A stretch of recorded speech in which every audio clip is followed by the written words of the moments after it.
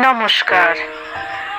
কবিগুরু রবীন্দ্রনাথ ঠাকুরের কবিতা লুকোচুরি, যেখানে কল্পনা করেছেন একটি ছোট্ট ছেলে তার মায়ের সাথে কিভাবে দুষ্টুমি করে বা খেলা করে, সেই নিয়ে তিনি কবিতাটি লিখেছেন। আমি যদি দুষ্টুমি করে চাপার গাছে চাপা হয়ে ফুটি, ভোরের বেলা মাগো ডালের পরে কচি পাতায় করি দুপুটি, তবে তুমি আমার কাছে হারো, তখন কি মা চিনতে আমায় পারো? তুমি ডাকো খোকা কোথায় রে, আমি শুধু হাসি চুপটি করে। যখন তুমি থাকবে যে কাজ নিয়ে, সবই আমি দেখবো নয়ন মেলে। স্নানটি করে চাপার তলা দিয়ে আসবে তুমি পিঠেতে চুল ফেলে।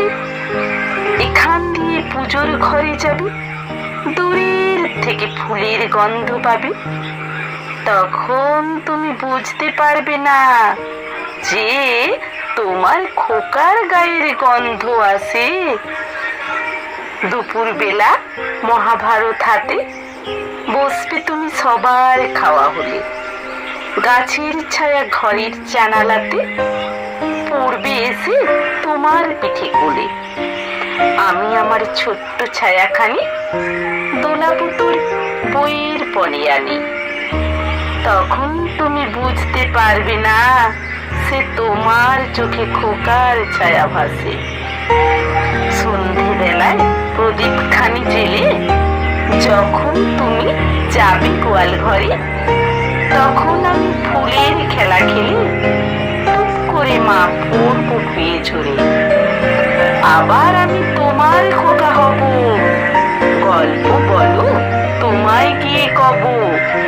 তুমি বলবে দুষ্টু ছিলি কথা, আমি বলবো না সে কথা।